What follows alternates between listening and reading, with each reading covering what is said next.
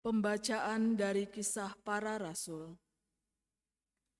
Pada akhir sidang pemuka jemaat di Yerusalem yang membicarakan soal sunat, rasul-rasul dan penatua-penatua beserta seluruh jemaat mengambil keputusan untuk memilih dari antara mereka beberapa orang yang akan diutus ke Antiokhia bersama-sama dengan Paulus dan Barnabas.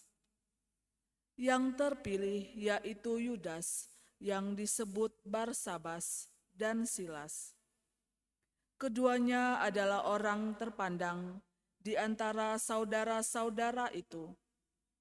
Kepada mereka diserahkan surat yang bunyinya, "Salam dari rasul-rasul dan penatua-penatua, dari saudara-saudaramu, kepada saudara-saudaramu di Antiokhia, Syria, dan Kilikia, yang berasal dari bangsa-bangsa lain. Kami telah mendengar bahwa ada beberapa orang di antara kami yang tidak mendapat pesan dari kami, telah menggelisahkan dan menggoyangkan hatimu dengan ajaran mereka. Sebab itu, dengan bulat hati kami telah memutuskan untuk memilih dan mengutus beberapa orang kepada kamu, bersama-sama dengan Barnabas dan Paulus yang kami kasihi, yaitu dua orang yang telah mempertaruhkan nyawanya karena nama Tuhan kita Yesus Kristus. Jadi, kami telah mengutus Yudas dan Silas, yang dengan lisan akan menyampaikan pesan tertulis ini juga kepada kamu. Sebab adalah keputusan Roh Kudus dan keputusan kami, supaya kepada kamu jangan ditanggungkan lebih banyak beban daripada yang perlu, yakni kamu harus menjauhkan diri dari makanan yang dipersembahkan kepada berhala, dari darah, dari daging binatang yang mati dicekik, dan dari pencabulan. Jikalau kamu memelihara diri dari hal-hal ini, kamu berbuat baik. Sekianlah, selamat. Berangkat ke Antiokhia. Di situ mereka memanggil seluruh jemaat berkumpul, lalu menyerahkan surat itu kepada mereka. Setelah membaca surat itu, jemaat bersukacita karena isinya yang menghiburkan. Demikianlah sabda Tuhan. Mazmur tanggapan dengan refren, "Aku mau bersyukur kepadamu Tuhan di antara bangsa-bangsa."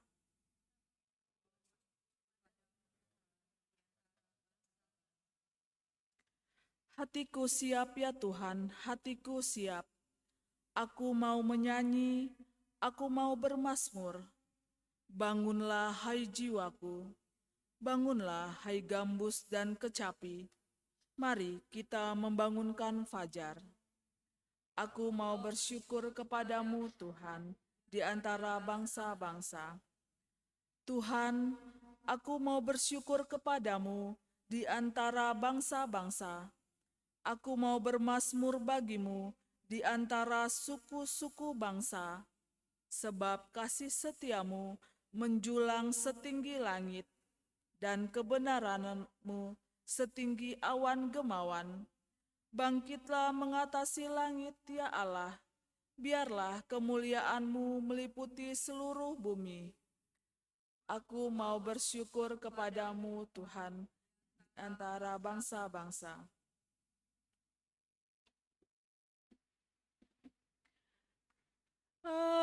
Haleluya, haleluya, haleluya.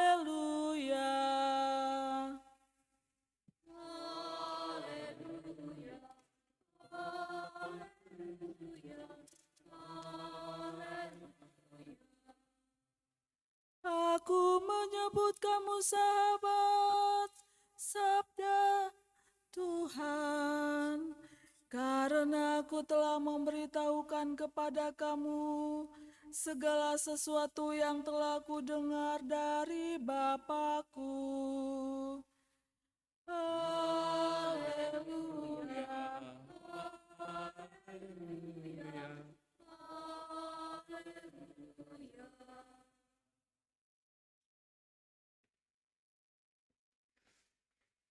Tuhan bersamamu.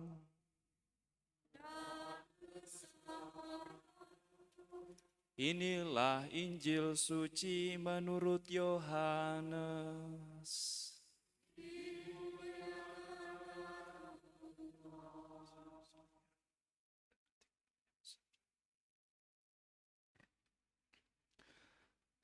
Dalam amanat perpisahannya, Yesus berkata kepada murid-muridnya, "Inilah perintahku, yaitu supaya kamu saling mengasihi, seperti aku telah mengasihi kamu.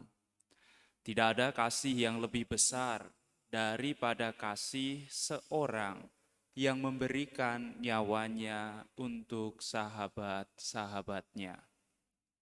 Kamu adalah sahabatku, jikalau kamu berbuat apa yang kuperintahkan kepadamu. Aku tidak lagi menyebut kamu hamba, sebab hamba tidak tahu apa yang diperbuat oleh tuannya. Tetapi aku menyebut kamu sahabat, karena aku telah memberitahukan kepada kamu segala sesuatu yang telah kudengar dari Bapakku. Bukan kamu yang memilih aku, tetapi akulah yang memilih kamu. Dan aku telah menetapkan kamu supaya kamu pergi dan menghasilkan buah, dan buahmu itu tetap, supaya apa yang kamu minta kepada Bapa dalam namaku diberikannya kepadamu."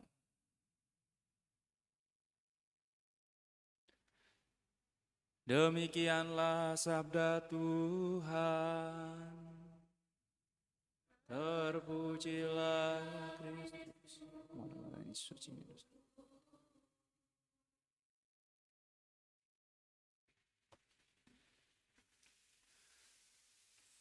Saudara-saudari dan adik-adikku yang terkasih dalam Tuhan, dalam bacaan pertama Kisah Rasul diyakini oleh gereja sebagai dalam tanda kutip konsili pertama dari semua konsili yang ada di gereja Katolik, yaitu konsili Yerusalem. Dan dari peristiwa itu menunjukkan pentingnya magisterium dan kuasa mengajar gereja yang dianugerahkan Yesus Tuhan kita kepada para rasul dan penggantinya. Di tengah kebingungan jemaat perdana karena sebagian mengajarkan A, yang lain mengajarkan B, yang lain lagi mengajarkan A dan B boleh, akhirnya perlulah diputuskan secara konsilium bersama. Dan yang menarik bahwa Paulus, penginjil yang sehebat itu, kita melihat suratnya begitu banyak dan ajarannya sungguh benar, bisa saja dia langsung mengatakan ini benar. Tetapi yang dipilihnya bersama Barnabas ialah dengan rendah hati bersama Barnabas mencari penegasan ajaran ke Yerusalem, ke Petrus dan para rasul yang lain.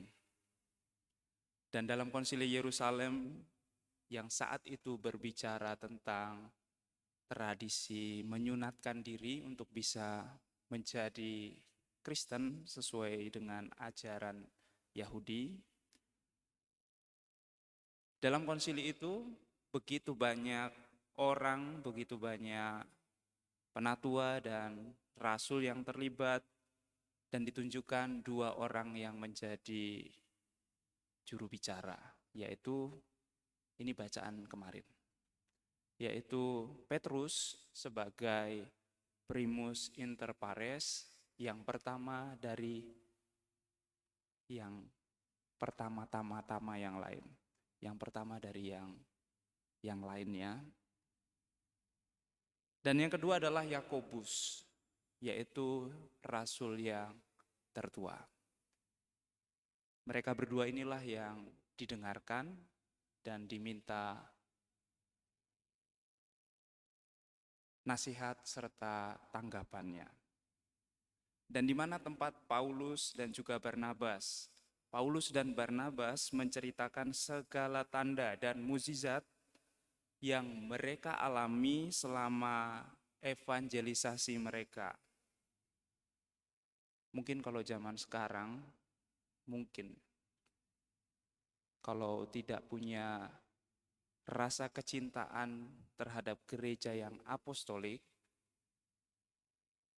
kalau sudah bisa mengajar, membuat mukjizat, mungkin cenderung untuk membuat gereja sendiri karena ada kepentingan lain selain mewartakan Injil Tuhan.